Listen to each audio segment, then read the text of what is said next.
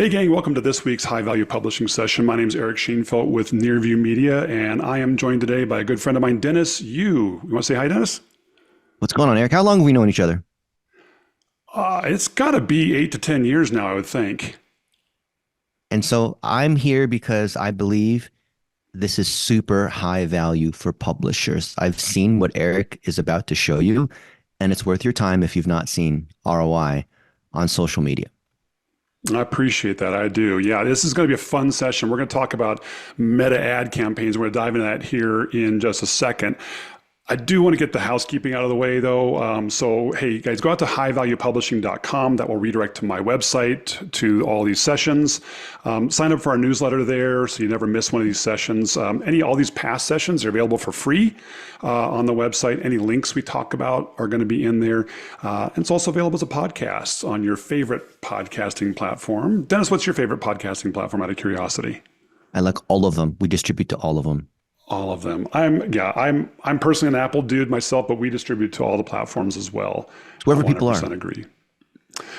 All right, let's dive on here. Dennis and I are going to talk today about meta ad campaigns for publishers. So I wanted to just first introduce you guys and brag a little bit on Dennis. There are very few people out in the industry who I think really know their stuff and are willing to talk about it and share it openly and freely. And Dennis is one of those. If you follow him, which I highly recommend you do on social media, he is constantly sharing ideas, constantly sharing perspectives. He has a passion for teaching people. So he's the co-founder and CTO of Blitzmetrics. And Dennis, I'll let you kind of introduce the rest of yourself here and give a little bit of your background and kind of what you're doing. I've spent $1 billion on Facebook ads. So I feel like I've made more mistakes than almost anyone on the planet when it comes to this. Call it Meta, Facebook, whatever. And prior to that, 20 some years ago, I built the analytics at a search engine. So I'm a search engine engineer. I'm a data-driven person. Sure, I'm sharing thoughts and perspectives and whatever, like all the other people, but I'd like to think that what I'm sharing is based on actual experience that I have seen firsthand, things that I have done firsthand, where I've been inside people's campaigns, and we put these things together into checklists and techniques that everyone else can follow, like a recipe, right? And I think the more people, like what you're going to see today with Eric, have recipes, you should be able to follow the recipe and not worry about who the guru was that came up with it. That's exactly right. Yeah, Dennis has his big recipe, if you would, is his dollar a day strategy, which is real interesting because when I started to learn about the dollar a day strategy, I was like, oh, this matches almost identically what we've been doing for publishers. And so we connected over that and began to share ideas together. Dennis, talk a little bit about what you're doing with your job creation, because I think that's also really cool about what you're taking, what you know about SEO and social and applying it to improving people's lives around the world. Yeah. So 20 some years ago, when I was at Yahoo, which was a tiny company, we needed to train up a lot of people. And I was recruiting kids out of Stanford and other Ivies and whatnot, teaching them computer programming. They didn't really have any background, these really bright kids. Fast forward, Facebook opened their platform for ads in 2007. I was one of the first people there, and I had to train up a bunch of people. And TikTok opened up their thing, and we're training up a bunch of people. And we've been training people from the Philippines and from Pakistan and all over the world. You have your favorite place for VAs. We have this operations process guide, which shows how we do everything. So we've been publishing everything that we know how to do for job creation. And I became sort of an unintended teacher, if you will, because that was the only way to be able to help more people at scale. Because I didn't want to be the one doing the work, but I needed to make sure the work that was being done by these other young adults, by other agency owners, whatnot, was being done competently. So having these checklists out there gives everyone a clear standard. So if you're going to hire someone from Upwork, if you're going to hire an agency, they need to follow a checklist. And we've created 250,000 jobs so far. So we're a quarter of the way there towards 1 million jobs. And I want to see that now friends say, like, Dennis, your number's too low. You should make it like 5 million or 10 million. Who cares what the number is? The point is, put everything out there, give away that value, like what Eric is doing here. And then people want to hire you and whatever they can pay, but give away your knowledge. So the idea of creating jobs is there can be a clear standard that whether you're a worker getting paid to do digital marketing or you're hiring somebody, there's a clear standard. Like you've heard of Carfax, right? There's a clear standard. You can see if that car's been in an accident and been repaired and had something replaced. Like, why shouldn't there be a clear standard in digital marketing? There isn't until now. I love it. I love it. And I get to see a lot of his posts when Dennis travels around the world. And, he's changing people's lives around the world on this. And I really appreciate that. So I think it's incredibly cool what you do, Dennis. And I think we both share a passion for documentation and process, which is something that not a lot of companies actually do very well. They don't have the checklists and SOPs. Kind of don't trust them. That's right. Tomorrow morning, I'm flying to Austin, and I guarantee you that pilot, even if he's got 20 years experience, he's going through a pre-flight checklist. And even if he's played Microsoft Sim and he's watched all the YouTube videos on how to fly an airplane, if he hasn't gone to flight school, I would not get on that plane. So I actually am an instrument-rated private pilot, and indeed, every time I take off, every single phase of flight, every day, every flight I do it, I have. But you've done it before. I already know the checklist. checklist. I don't need to go through the checklist. No way. That's what the checklist is for, is to make sure you don't forget something. All right. Well, hey, let's dive in here. I want to talk about this. Is one of my favorite little simple diagrams here. This is what I call the kind of the audience conversion funnel for media companies. Really, it focuses on any company, but I don't care what market you're in, whatever your potential market size is. Our goal is to move people down this funnel to get potential visitors to become potential market to become a website visitor, get the website visitors to become email subscribers, get them to become paid or controlled subscribers to your publication, and then retain them. So today we're going to focus on two particular kinds of meta ad campaigns. One that will move people from being a potential market, finding out about your product, into becoming website visitors. And the second one actually moves people from being a potential market into becoming email subscribers. Usually it's very hard to jump stages, but we'll show you a couple campaigns today that will move people from potential market to website visitors, or from potential market to email subscribers down here. And then I'm looking forward to getting Dennis's critique and ideas on this as we go through this. So let's dive on in. All right, first of all, let's talk about the website traffic campaigns. I want to share, this is one of my clients who wanted to launch a website traffic campaign. They happen to be a relatively new publication, and so they're not really well established in SEO yet. They're building it. They don't have a really big email list. But when we started, they only had a few hundred names in their email list. They're now up to several thousand names in their email list. So we started a website traffic campaign, and we utilized Meta. And you can see that this is just since from June through the end of January. So was it 9 months or so? 38,000, almost 39,000 clicks at an average of 6 cents a click. And they spent $2,400 to get these 38,000 people to their site. So just to show you what that is, since from June to January, that's almost 40% of their traffic to their site. Now, over time, the paid social is actually getting less, not because they're spending less, not because they're driving less traffic, but because more people are getting aware of their site. They're building their email newsletter list, right? They've now got 18% coming in from email, where they had almost 0% before.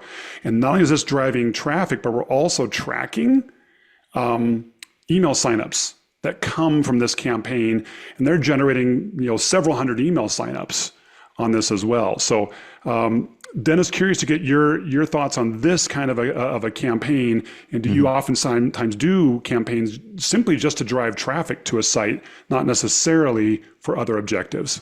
Yes and no. So go back one slide.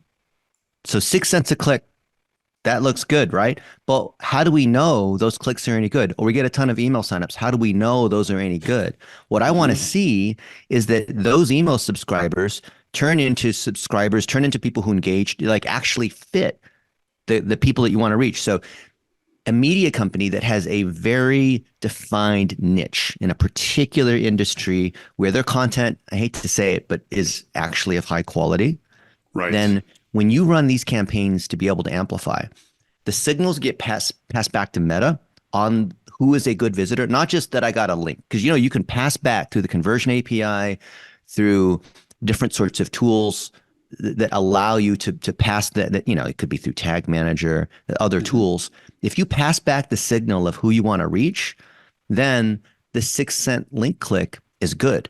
But if you just run stuff willy-nilly and you say, ta-da, I got a 4 cent link click. Yes, but that's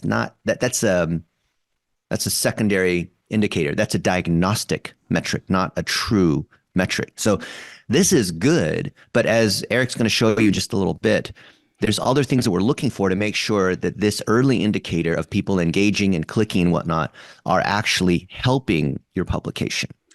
Great point. So remember, we're talking about potential market into website visitors, right? So, hey, they've driven almost 39,000 clicks.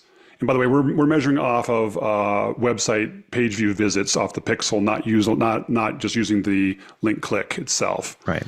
But that 39,000, important to them because they're still trying to establish themselves out there. Now, when we look at other metrics, the time spent on site, the page views per visit, their engagement is not as high as if they have someone coming in from an email. Of course, because they're brand new. Interestingly, it is about as high as organic search. So that's what you're looking for. Plus, it's going to be a higher percentage of mobile, probably 80+% mobile. Very high percent versus mobile. Typical B2B might be, 25, 30%. Your LinkedIn traffic will be way higher desktop versus mobile. So compare apples to apples. You're absolutely correct. Yeah, so 100% agreed. Interestingly, I didn't put this data in here, but of these people who all came through, they've actually converted multiple people into one. So this is a donation-driven site. It's an open site, no paywall, donation-driven site. They've actually generated probably, I'd say, close to a dozen of these people into paid subscribers as well on there. So what I'm looking at it here is not only the growth in the traffic, but how it's driven the growth in the email, and then even further down the funnel into converting into actual that's the key. Sort of subscribers, donors. Yeah, and it's not just the 39%. It's the fact that drives all these other components. And later this year, Google is finally killing off the cookies in Chrome, which people don't realize a huge impact. And then what Apple's been doing with iOS and the privacy data, people don't realize how important that is, because they don't realize if you don't pass back the right data, the system can't optimize for you. So any kind of intelligent ad system like Meta, Google, or TikTok or whatnot, if you don't pass that data back, you're just spending money on garbage. Let me give you one example. Yeah. So you ever go to Costco? Right? Oh, yeah. That's like my guilty pleasure. And they have these ladies that have the samples on the toothpick, like you can try the little whatever the snack is, right? Right. And what does it cost for them to have the woman there, and they get, like 50 little things of like beef jerky or whatever it is, and you try one, right?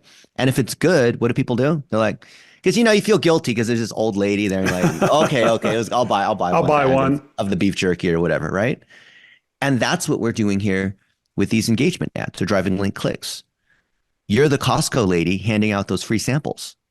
That's a great analogy. And if the free sample is good, people will do it out of guilt, out of like, actually, this is good. I like it. They see the other people that are also using the product, right? They come to your site. They see what's there. They sign up for the newsletter. If your email nurture sequence is good, then what Eric is showing you with what he's done to get more emails is good. But if you don't have a good email nurture sequence, if you're not super clear on what exactly you do, and you don't feature the other members, you have to have a great publication. I don't know how else to say this, right? If these things are good, these other steps of the funnel are good, then the things that we're talking about here on website visitors and email subscribers will be really good for you. But if these other pieces are broken, no amount of magic through Eric's techniques are going to help you. I love what you said. There's two things that I've keyed in on what you said. Number one, the content's got to be good. If you got crap content and you're just phoning it in, this is not going to be very successful. People say all the time you got to have good content, but what the heck does that mean, right? Everyone thinks their content's good content, right? Who would say, "Oh, my content, I'm a bad content publisher"? No one ever says that. I've seen a lot of it out there, but anyway, you gotta know for your audience, if it resonates with your audience, what meets the needs of your audience, either intrigues them personally, intrigues them professionally, helps them do their job. We could go into all what makes really good content, but I think that we'd be diverging into a different topic here. Right. But you've got the only reason I mention this is that if you want to know what Eric is showing with these techniques to drive website visitors and emails, and if it's going to work for you, because I see a lot of people fail, then the answer is are the stages later in the funnel working? Like, are you getting at least a 40% open rate on your emails? Is your Exactly. content so good that when people Post come to the iOS site, 15. yeah. Yep. And in your Google Analytics, are you seeing good engagement and return visitors? And if all these other signs are healthy and you can produce actually valuable content, which is what you're boosting to get website visitors, not like straight up selling sorts of things, as Eric's going to show you in a minute, then you'll win. But the reason I'm telling you this is that I have seen this thousands of times, and I've seen who wins and who doesn't win. And I'm telling you who will fail attempting this strategy here. I totally agree. The other point that you brought up, not just the good content, but the rest of the funnel, right? It's one thing to just bring people in and become a website visitor, but you better have a really good strategy in place to convert website visitors and move them further down the funnel to capture that email, right? I've always said, like, I'll take one email address over 1,000 page views, right? So it's quality over quantity. The more niche you are, the more important. Because some of those subscribers might be worth $1,000 or whatnot. Who cares if you had thousands of clicks? It doesn't mean anything necessarily. Easily.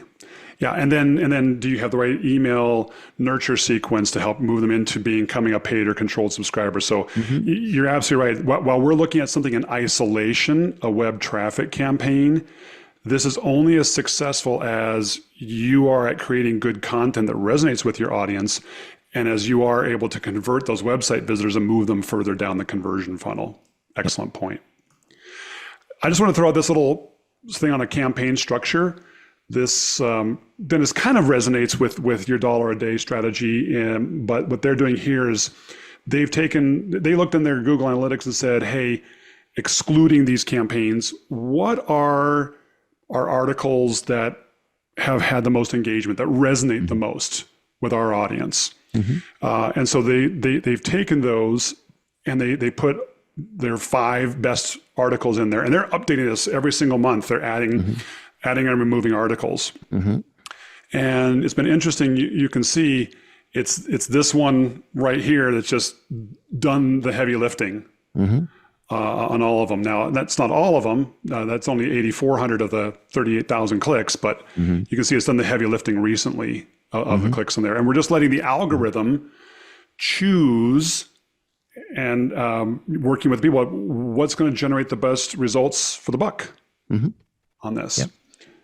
And then here's just an example of what one of these traffic ads look like, right? They took the ad in here. By the way, because this is kind of a politically oriented one, we had to go all through the wonderful organizational and personal confirmations with this to get it, which is a pain in the butt. But I mean, the engagement, this is the engagement on top of that has been fantastic. So, I want to point out one thing about this, because a lot of people will say, okay, yeah, it's true. We load up a lot of creatives because one of them will win. And we don't know in advance. They've got a whole group of creatives, which is the winner. So we let Facebook pick. That is the core behind dollar a day, which is you think you know, not true, right? And what performs best on the web isn't necessarily the best on social. So you have to take things that have already worked, like Eric said, and then let Facebook or Google or whatever platform kind of determine what works best with their audience. So everyone understands that. That's a 101 kind of thing, yet people don't follow it. But here's the more advanced insight. Go to the next one where you're showing that one ad. Notice this. It's not that we're getting a lot of link clicks or the engagement rate's high. Yes, those are all initial factors. But look at this. Do you see that thing has more shares than comments?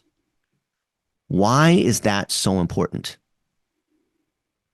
I'm curious to get your thoughts on that, Dennis. So we did some research off of several trillion impressions. I think we have 100 times more data than Cambridge Analytica. I don't think many people know that. I haven't gotten, that could have been banned or whatever. Don't tell anybody. There'll be another investigation. I've done political campaigns, but but nothing dirty, nothing that if anyone were to share, I'd be like, I can't believe Dennis worked on so-and-so's campaign. But here's this. So we found that everything is a point-driven kind of system to a degree. So a like is worth 1 point, a comment's worth 6, and a share is worth 13. And if you think about it, that makes sense. I had it confirmed with some engineers at Facebook. So a share is basically treated on Facebook as another post. It has its own post ID. It's as if when they hit share, that's from a technical standpoint, that's another That's like them making their own post. They're putting their own personality and reputation behind it when they hit share. A share is like a super, super like, if that makes Yeah, I sense. see that. Okay.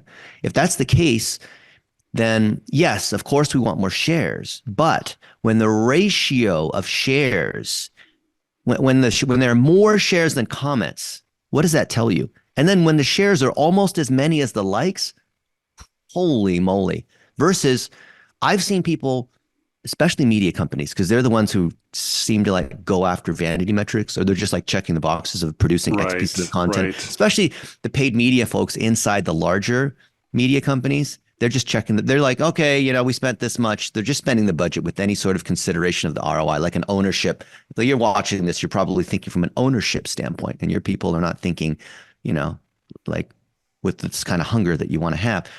So they're like, yep, we got 10,000 likes. Yep, we had this many people to the visit to the website. Yep, we spent this much money. Yeah, so you got 20,000. So let me ask you, Eric. Let's say this was one example we're looking at here. Let's say the Mhm. other example was it had 10,000 likes on it, but it had only some comments and shares, a few. Versus this one, Mhm. which had only 2,500 likes, but 1,300 shares and 1,100 comments. Which would you prefer? Well, I Let's guess it say depends. let's say you had It one depends with on the 20,000 end likes. objective. This one The- has only 2,500 likes, but this other one, mhm. option B, has 20,000 likes on it.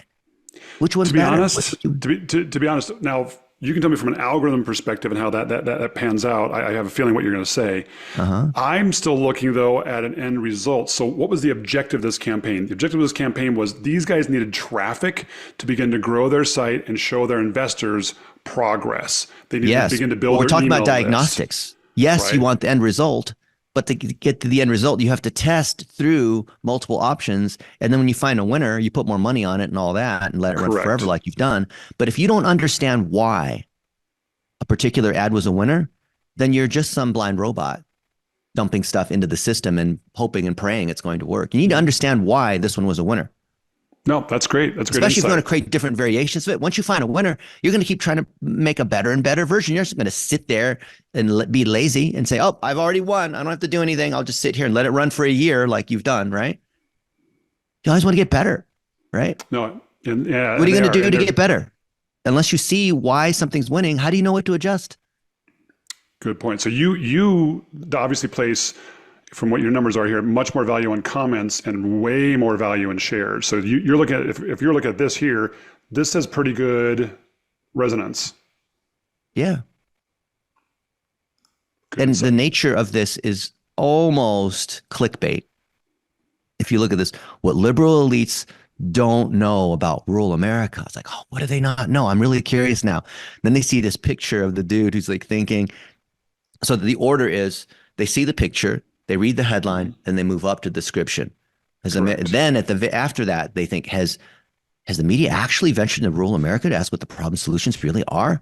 Wendell Berry doesn't think so, dot, dot, dot, which is like dun, dun, dun, right? Well, Then I this need to is one of click the on it, things learn more, that and then I click on it. So that's the order. yeah. So when people are going through Facebook, they don't read top to bottom. They scan. That's what you do when you go through the newsfeed. So when you understand the structure of how people go through the newsfeed, especially on mobile, which is what this is you're showing here, then you're designing that experience around creating this kind of interest enough for them at the final. And then they go back to the bottom and they click on learn more.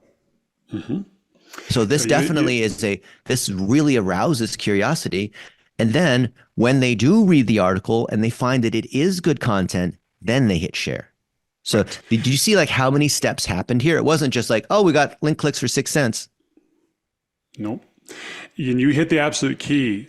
The time and effort and care it took into us to craft this, where it really followed that flow that you're talking about, Dennis, was very, very intentional. And just making very sure that we even are staying within the right character limits so it's not having Yeah. to expand and do these kinds of things. Yeah. Clickbait, yeah. So clickbait is one extreme. The other extreme I've seen a lot of media companies do is they give you everything you need right here, and now there's no reason to even click. Yeah. And so So each component in this flow is designed to do its job. But if you try exactly. to make the image do everything, or if you try to make the description, carry everything, then it's just too heavy, right? If we know that the image has to do just enough to stop them from scrolling. That's it, just to get their attention. Then they come down and they read the bold, what liberal elites don't know about rural America. Now I've established what the topic is. Then the description goes a little bit further, like, oh, okay, a little bit more detail about that. Enough for me to click on learn more. Because now I have to be willing to leave Facebook for a minute, right? Or Instagram or wherever it's being placed.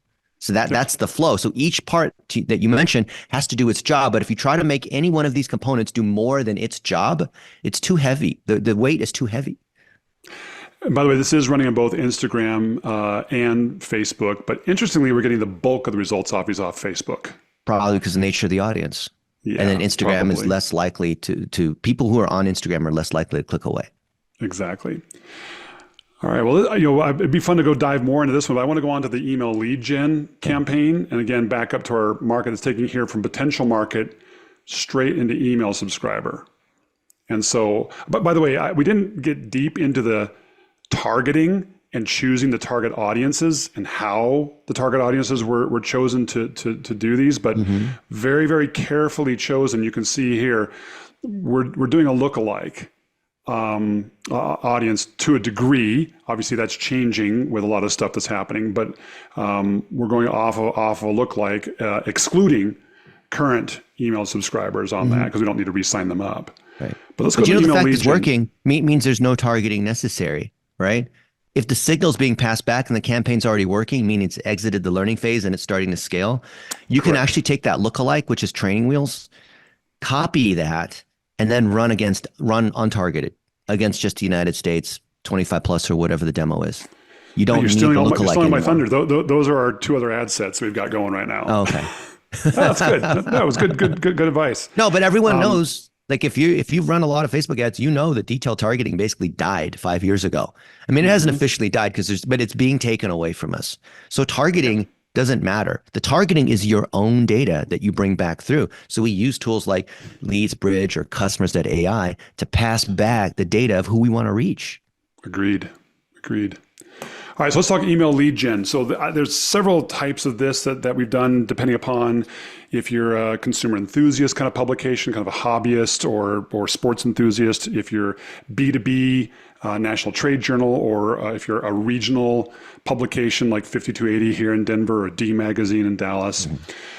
This is one that was a regional sports publisher up in the Northeast region. And I wanted to share this one here. So just January through March, so just the last 2.5 months, basically, they generated 1,000 email signups, 85 cents a lead. Now, interestingly, this campaign's been running for a while, but they took a little hiatus to focus their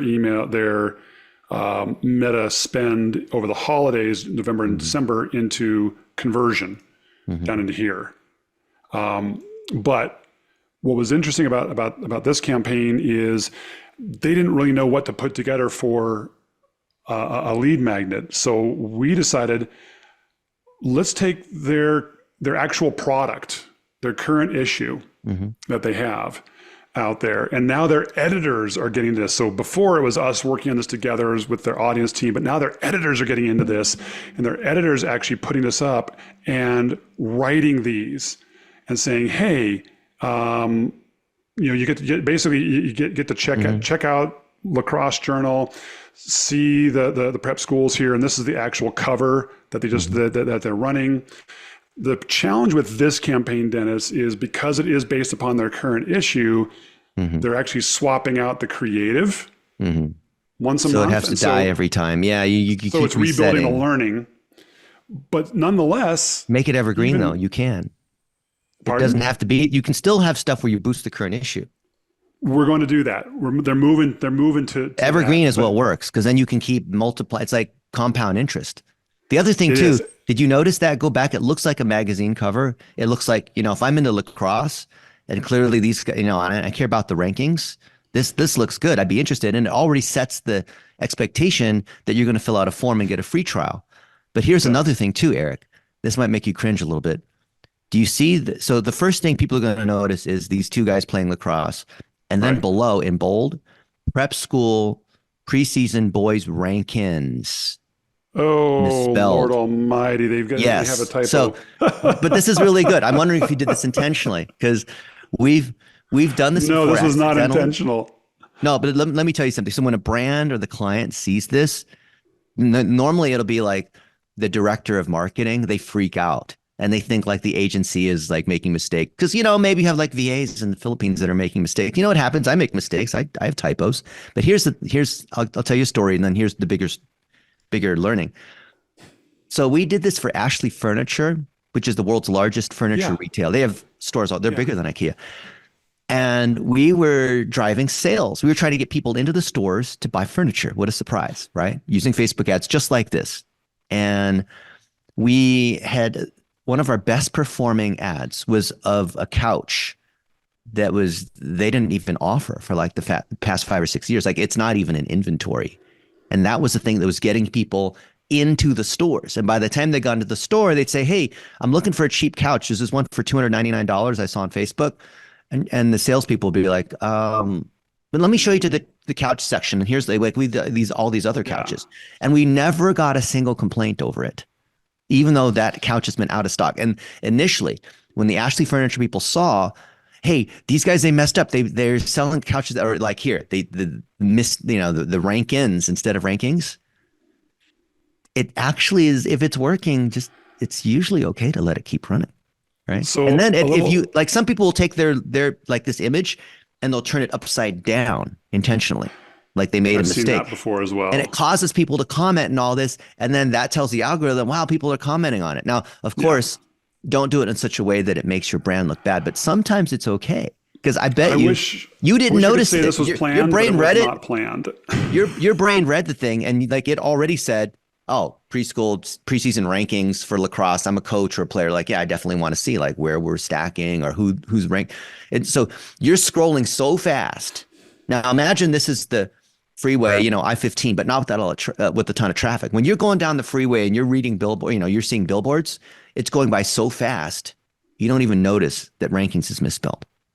So it's not even a big deal.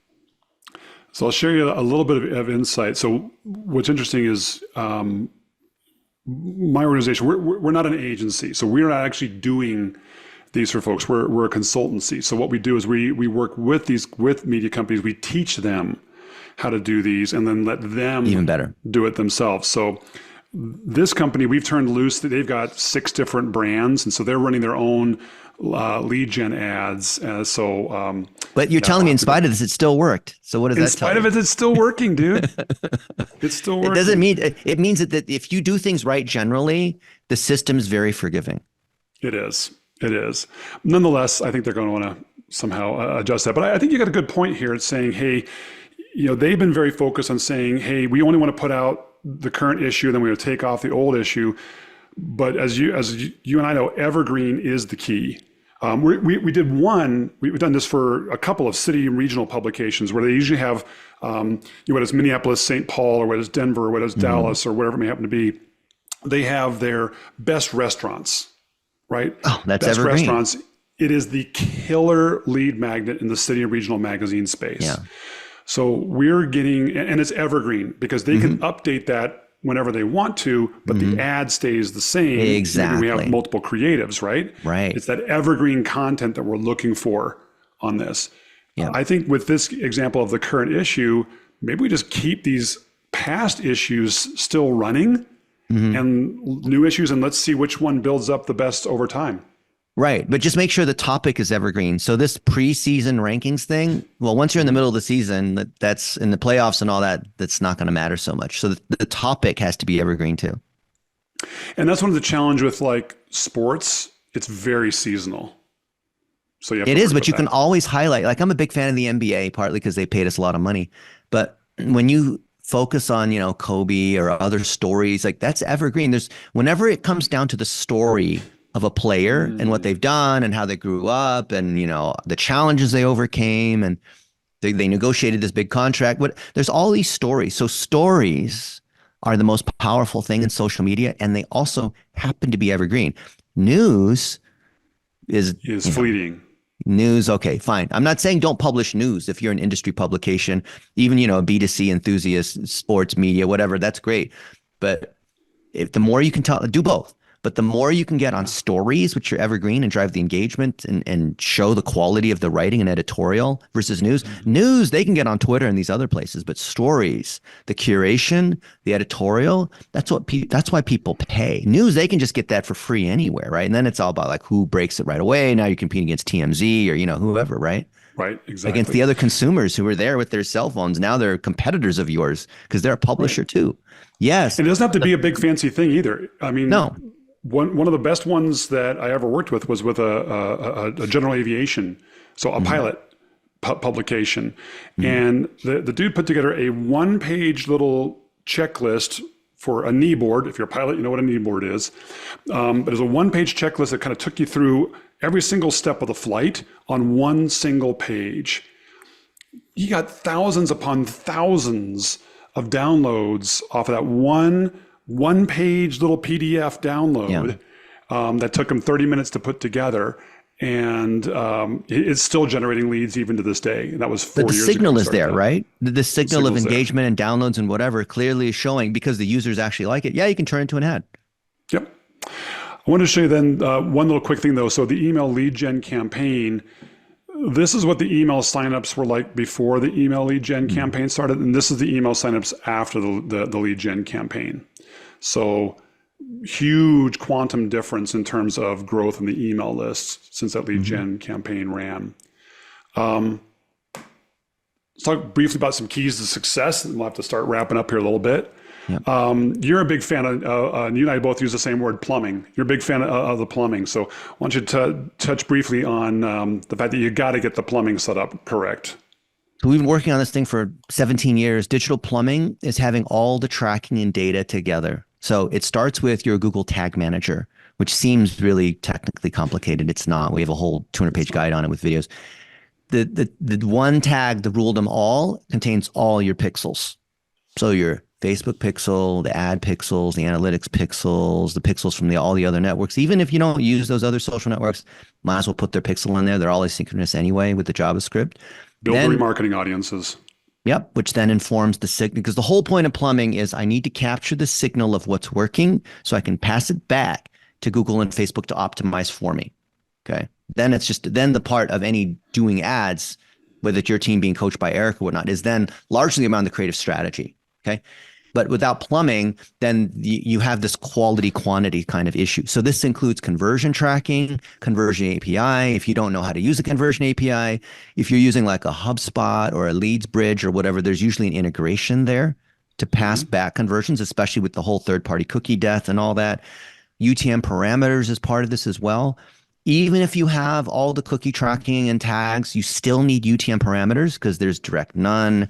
There's traffic that comes from apps. There's other things where you still want to be able to assign a source, whether it's by the campaign or the channel or the keyword or whatever it is, where you can use these different UTM parameters, right? The beauty is once you set this up properly, then as you launch more campaigns, you use the naming convention, or you have links that direct from your newsletter. Like the biggest fail I see is people sending out their email newsletter and they're not using UTM source equals email, and then it shows up as direct none, and they don't know the difference between web traffic versus email traffic. And then you have no idea what you're dealing with. Like if you can't see, if you're blind, you have the blindfold on, you can't freaking see what's going on. So everyone wants to jump to the latest TikTok thing or this new strategy or this new tool, and they forget about the fundamentals of plumbing. Yeah, it's like driving down the freeway with your lights off. Yeah, I mean, I know plumbing is not sexy. I know there's all these cool red shiny things you want to go look, these cool new toys that came out, all these AI tools. Start with the plumbing. Eat your meat and vegetables first before you go to the dessert, okay? Just promise. Just trust me on that one. I've seen a lot of It's also crash setting and up burns. your Meta Business Manager account properly, your ad account properly, your LinkedIn ad account properly. It's setting up the that's all audiences plumbing. properly. It's all foundation. Yeah, it's where you can take your email names and bring them into the ad systems to create matched audiences. All the custom audiences. That integration and connection. It's getting the leads back from lead gen campaign back into your email CRM marketing automation system. Right? It's all that plumbing that you and I geek out on, but a lot of publishers just glaze over because it's like, I don't get it. I don't like it. It's not sexy. So, but the publisher does understand and needs to understand, if I get all the data in one spot and I see where my visitors and emails, and if I can actually see the path inside Google Analytics. If your plumbing's set up properly, you can see everything in Google Analytics and the data is accurate, right? And then whoever's running ad campaigns or doing anything, you can hold them accountable. Because if you're a publisher, you don't know what's actually working or not, or you're paying all these other people for random things, or you have a team of people that they just send you a report every week that he has these charts, whatever, and you don't know what's working from a business standpoint, and it's not in plain English, you actually have a plumbing problem. You do. You do. Second key, I think, is using the right campaign type and right campaign structure. I don't want to go too deep in this, but I see very few publishers actually using lead ads where they can be very, very successful. Instead, they run a click generation campaign to go to a landing page, right. And then that's okay, and that can work. But using the right campaign type for the right campaign objective, setting up the structure. You mentioned about the campaign, the ad set, the creatives, and targeting different ad sets to different kinds of demographics or targeting to optimize that, right? You can touch on that if you want to real quickly. Yeah. So you have different stages in your customer relationship. So you have different content that fits it. So imagine, the dating thing, like you first meet them and you have a date, first date, and you go out multiple times and you kiss them. There's this whole stage in building a deeper and deeper relationship. If you have the right content, that's built along this path as you nurture people. That's what we're talking about with right campaign structure. And so the goal selection too, when you choose, I want clicks, I want views, I want emails, this is the thing that everyone seems to misunderstand. When you choose that objective, that actually drives your targeting. Because when you say, you can take the same piece of content and say, Meta, I want email subscribers, or I want video views, or I want whatever. Think of this big pond that it's fishing within. It's going to know where the different fish are, the video fish, or the link click fish, or the guy who's in charge of conversion optimization at Facebook. We had lunch and he said, my niece is 19 and she doesn't have a credit card. So she can't buy anything, but she keeps being shown all these ads from e-commerce companies that don't understand that, because they're just trying to go for link clicks or website visits or whatever. The odd, so imagine back to the pond, you have one part where the salmon hang out, or one part where the trout hang out, or different kinds of fish hang out in different parts of this big pond. The objective you choose determines where Facebook is going to go seek on your behalf. Right. And you get a completely different set of results if you, and to your point, if the content's good enough and you choose link click, but what you really want on that is people to click, yes, this is my name and phone number, you get a different result. So if you have great content, you choose the right objective and you pass the data through, that's all you have to do to win. It's not difficult. You don't even need this complex campaign structure like we used to. Right. Yeah. And frankly, letting the algorithm help you to find out which creative is going to resonate, and then using that data to tune is awesome. Yeah. I'm not going to dive too much in this, but finding the right hook for the audience. This is finding the right thing that's going to resonate with your audience. Hey, maybe it's preseason boys rankings, or maybe it's it's this particular story. You got to do some understanding into what your audience is. This is where your editorial staff and your audience staff they're going to know these are the basic things. But look at your Google Analytics, see what resonates with your audience. But you got to find the right hook for your particular market that's going to draw people in. Yeah, and to draw people in, fine, go into your analytics and see of people who are first-time visitors, what did they come in on? What was the keyword that they searched, which you can see inside your Google Search Console. Your Facebook will show you when you log into the business manager and look in the analytics, what's working. And so, the hook is less about how do you capture their attention? And it's more about what's that first stage in the journey? How do you tell the story? What deeper than how do I distract people, which is what happens when most people think about hooks, doing this. But better is what is that pain that people have? That, I have that pain, or this curiosity, or this thing that I need to have, this itch. What is that? That's the deeper strategic view of this hook. And I'll tell you right now, if you're a city and regional magazine publisher, best restaurants. I'll tell you, bar none, that'll be the best performing one you got. Then it just comes down to execution of ad campaigns. So I don't think we have time to dive into this. Might be an interesting chat for you and I to have another time. But when we execute on Meta, Facebook, and Instagram, for instance, we don't use every single stinking ad placement that they have. Frankly, we see the vast majority come through the feeds. Mm-hmm. And not through all these other places. So we really kind of tune a lot of those down, and and then there's just the execution of it, like you said, using the UTM parameters, executing on those things. So just the actual good execution. Curious, do you use the audience network much? Okay, so Facebook wrote 3 white papers on this because there's been this myth that has been very hard to kill the last 10 years on, the desktop newsfeed is better than audience network, is better than, WhatsApp or whatever placements. I think there's like 30 placements. Here's what's going on. If you choose the right campaign objective, then the system will allocate to wherever the performance is. Okay. Doesn't matter what you choose unless you're only spending a few dollars and there's not enough data to find a winner. But if there's enough data to find a winner and you can exit the learning phase, then you should just choose all placements. But yeah, it's true. Audience network is lower quality. Audience network. You don't need to exclude. This is a myth that's gone on for 10 plus years. See, I've actually seen, and I'll have to look up the data sources again, where audience network is one of the places that's a little more rife with fraud. Yeah, a little more click fraud on the audience network than but if you choose the right objective, platform itself, you're choosing a real subscriber, and you're vetting for the quality, and you're passing back through conversions through the conversion API and what. If you have all these protections in place, and you choose the right objective, then that's okay. We know that. Yeah, there's a lot of fraud. Yes, you can exclude publishers just like you can on Google.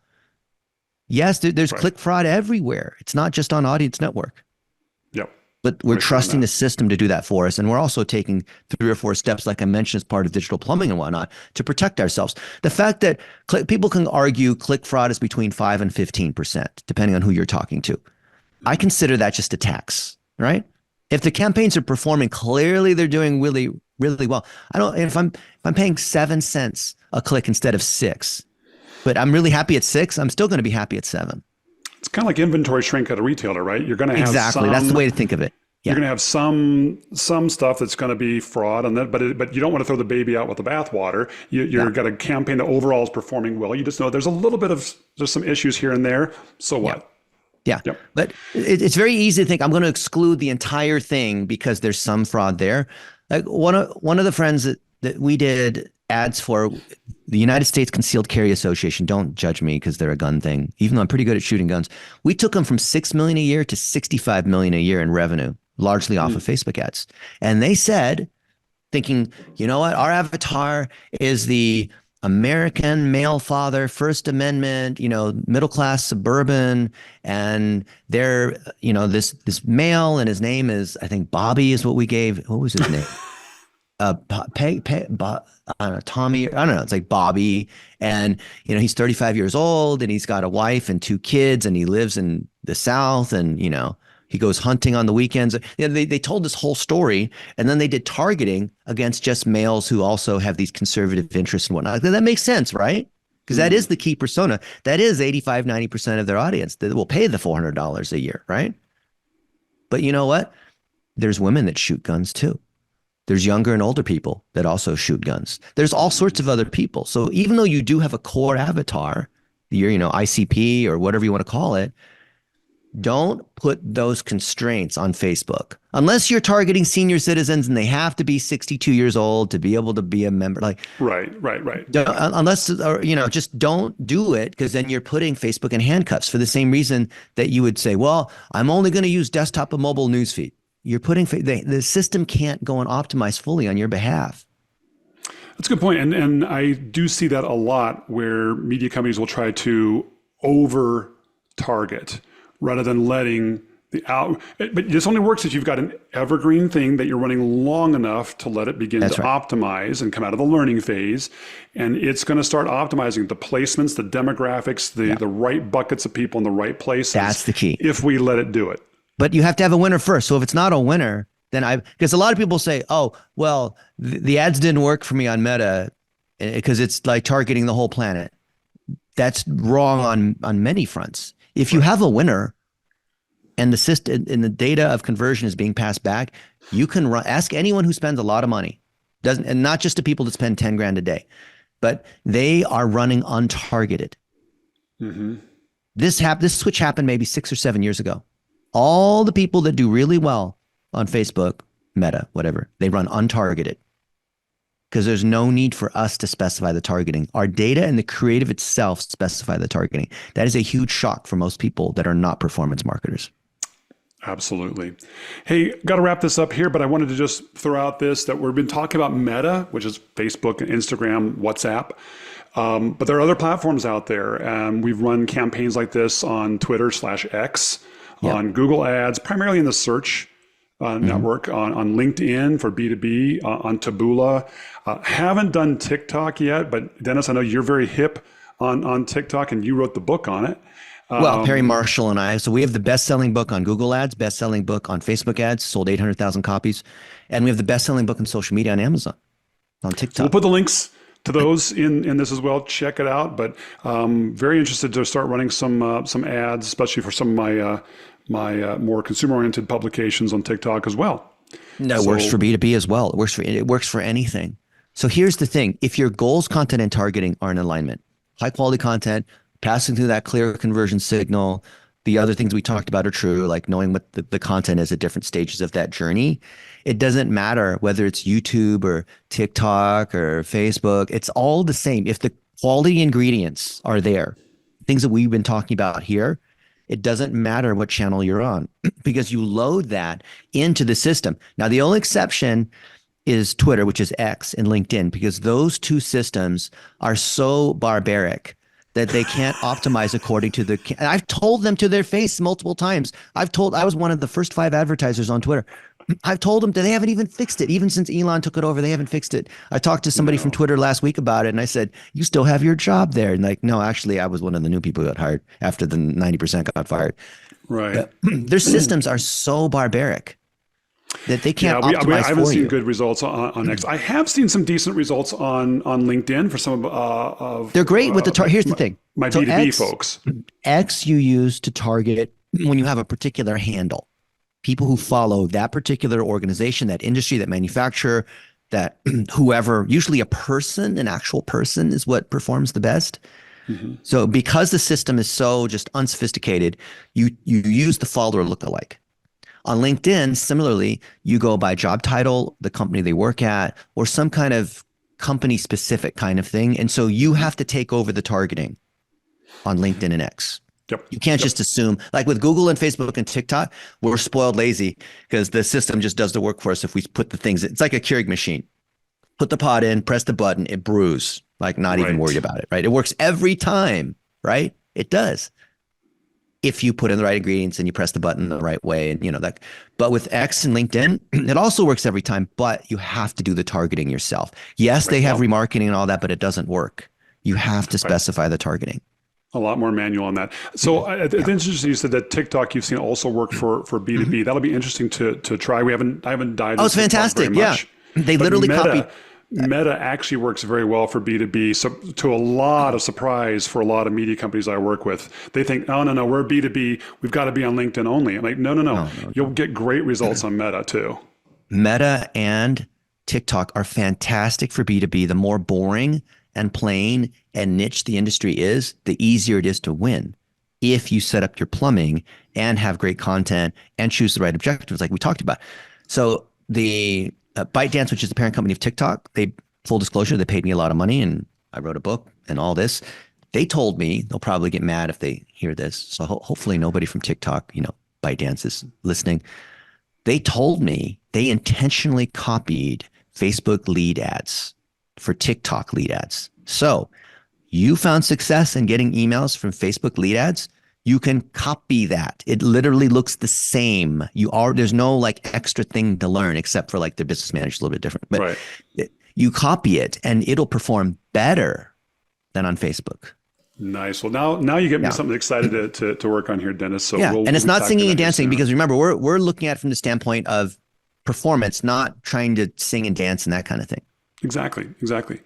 Well, hey, Dennis, thank you so much for your time today. I know your time is in very high demand, but I always enjoy chatting with you. I learned a few new things here today that I'm going to apply, and hopefully y'all watching here learned a little bit from what we've been doing with media companies and from what Dennis has been doing as well. Make sure to check out his books. We'll put the links to that in Yeah. the description. I'm also going to put the link to your dollar a day Yeah. program, Dennis. 'Cause that's Blitzmetrics.com/DAD. yeah, And it's a any good one. questions, happy to answer them, right? Hit me up on Facebook or whatever your favorite platform is. But the main thing is I want to see you as a media company adopt into your internal processes, your in-house team, what Eric is teaching you here. Sounds These are good, my fundamentals friend. that will work 5 years from now. It's not just some latest trick.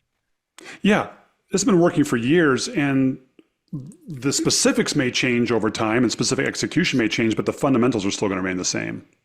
Yeah, I was doing this on Google Ads 20 years ago. And now it's the same principles are working on TikTok. Same Exactly. strategy. Exactly. Yeah. All right, my friend. Thank you so much. I hope you have a Thank you, Eric. fantastic day. And gang, we'll see you in the next session. Cheers.